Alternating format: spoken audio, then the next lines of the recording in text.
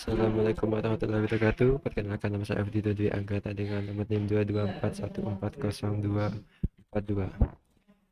Di sini saya akan mempresentasikan hasilnya dari analisis kami. Indeks pembangunan manusia atau IPM adalah indikator penting yang mencerminkan tingkat kesejahteraan dan kemajuan manusia di wilayah. IPM mengukur dimensi-dimensi penting seperti pendidikan, kesehatan, dan standar hidup layak. Oleh karena itu, IPM seringkali menjadi acuan utama dalam perencanaan dan evaluasi kebijakan pembangunan.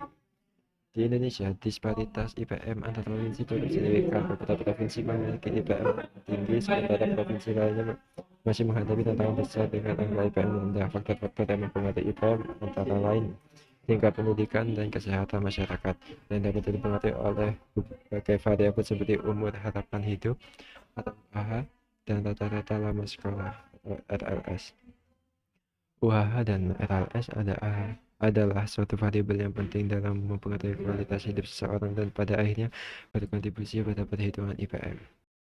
Penelitian bertujuan untuk menganalisis hubungan antara umur harapan hidup, UHH atau rata-rata lama sekolah, dan IPM di berbagai wilayah di Indonesia dengan fokus pada Pulau Kalimantan dan Sulawesi. Penelitian juga menguji apakah terdapat perbedaan signifikan antara UHH dan RAS di kedua pulau tersebut.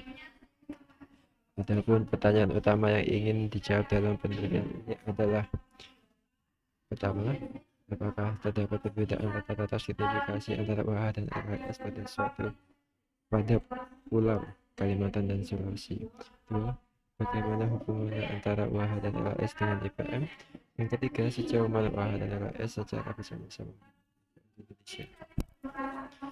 Analisis dilakukan dengan menggunakan metode statistik seperti uji hipotesis, analisis korelasi, dan regresi linear berganda. Hasil penelitian ini diharapkan dapat memberikan gambaran yang lebih jelas mengenai faktor-faktor yang mempengaruhi IPM di Indonesia serta memberikan wawasan bagi pengambil kebijakan dalam merancang program pembangunan lebih efektif, khususnya yang berfokus pada penanganan UHH dan RAS untuk meningkatkan IPM. Data dan variabel. Berikut adalah deskripsi data dan variabel yang digunakan dalam penelitian. Wilayah penelitian: pulau, yaitu Pulau Kalimantan dan Sulawesi. Variabel penelitian yang pertama, indeks pembangunan manusia (PPM). Variabel terdekat yang menunjukkan jumlah pada Pulau Kalimantan dan Sulawesi. 2. Umur harapan hidup atau variabel bebas berupa umur harapan hidup dalam pada Pulau Kalimantan dan Sulawesi. Yang kedua, rata-rata lama sekolah. Variabel bebas berupa rata-rata lama sekolah yang dikeluarkan dari Pulau Kalimantan dan Sulawesi. Guna pembahasan uji realisasi yang menggunakan Excel. Adalah 70,68% sekian, setelah 8,85, dan S 2,51%. Observasi hanya 11 dan RAS 11. Hipotesis min antara 0, devian 12, startnya 24, dan sebagainya. Uji hipotesis rata-rata UHH dan RAS pada Pulau Kalimantan dan Sulawesi. Pertama, hipotesis 0 H0, tidak terdapat berbagai rata-rata antara UHH dan RAS pada Pulau Kalimantan dan Sulawesi. Hipotesis alternatif H1, terdapat perbedaan rata-rata UHH dan RAS pada Pulau Kalimantan dan Sulawesi. Yang kedua, taraf signifikasi. Tetapkan taraf signifikasi alfa sama dengan 0,05 atau 5%. 3. Daerah kritis. Uji ini adalah uji dua arah. Nilai kritis untuk devian 12 pada taraf signifikasi 5% adalah nilai kritis sama dengan 2,17, diperoleh dari tabel uji atau penelitian software. Statistik uji atau T-stat sama dengan 84,41,8. Yang kelima, keputusan. Nilai T-stat 84, maka T-stat mutlak adalah 84,4. Karena T-stat 84 dan T kritis sama dengan 2,1, sehingga tolak H0. Nilai dua arah adalah 5 akar 10, 5 kali 10 akar min 18. lebih kecil sama dengan alfa dengan 0,05 mendukung keputusan menolak H0. 6. Kesimpulan. Berdasarkan hasil uji hipotesis terdapat perbedaan signifikasi antara rata-rata WH dan LAS pada Pulau Kalimantan dan Sulawesi. Oleh karena itu kita menolak hipotesis H0 atau H0 dan menyimpulkan bahwa ada perbedaan rata-ratanya signifikasi antara stasiun pada taraf signifikasi 5%. B. Korelasi. Hasil tabel korelasi menunjukkan hubungan antar variabel berikut IPM, UH, dan RAS. Korelasi diukur menggunakan koefisien Pearson dengan N sama dengan 34 atau jumlah data dan signifikansi pada tingkat 0,01 dari dua arah. Satu korelasi antara IPM dan UH. Koefisien korelasi sama dengan 0,7, signifikasi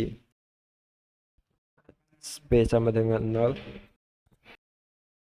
Interpretasi terdapat hubungan positif yang cukup kuat antara IPM dan UH. Hal ini menunjukkan bahwa peningkatan IPM cenderung diikuti oleh peningkatan UH.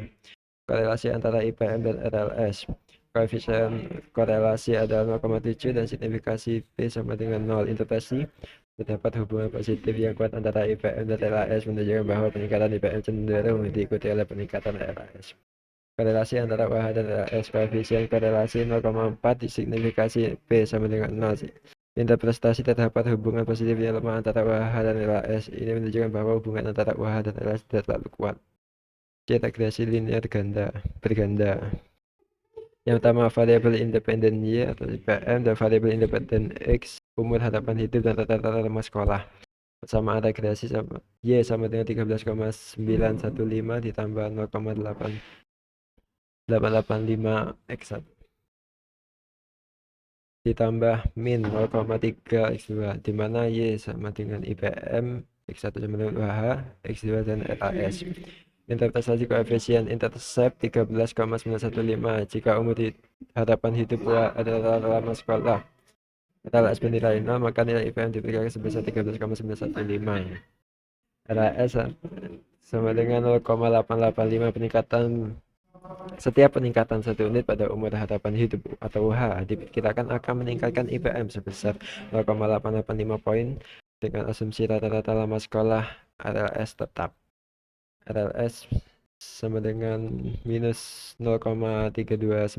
Setiap peningkatan 1 unit pada rata-rata lama sekolah RLS diperkirakan akan mengurangi IPM sebesar 0,329 poin dengan asumsi umur harapan hidup atau UH tetap. 2. Uji signifikasi simultan atau ANOVA. Hipotesis H0 tidak ada pengaruh dari variabel independen. Secara simultan terdapat variabel independen IPM. H1 terdapat pengaruh dari variabel independen UHH dan RLS. Secara simultan terdapat variabel independen IPM. Hasil F sama dengan 8,197 dan P sama dengan 0,015. Signifikasi pada alfa 0,05 karena nilai P sama dengan 0,015 lebih kecil dari 0,05. 0 ditolak. Ini berarti bahwa umur harapan hidup dan RLS secara simultan memiliki pengaruh yang signifikan terhadap IPM. Ketiga, uji signifikasi parsial. Hipotesis H0 tidak ada pengaruh signifikasi dari variabel independen. Secara parsial terdapat variabel independen IPM. H1 terdapat pengaruh signifikasi dari variabel independen secara parsial terhadap variabel independen atau IPM. Hasil UHH T sama dengan 1961 dan P 0,091. P lebih besar dari 0,05, maka H0 gagal tolak. Artinya UHH tidak berpengaruh secara signifikan terhadap IPM secara parsial.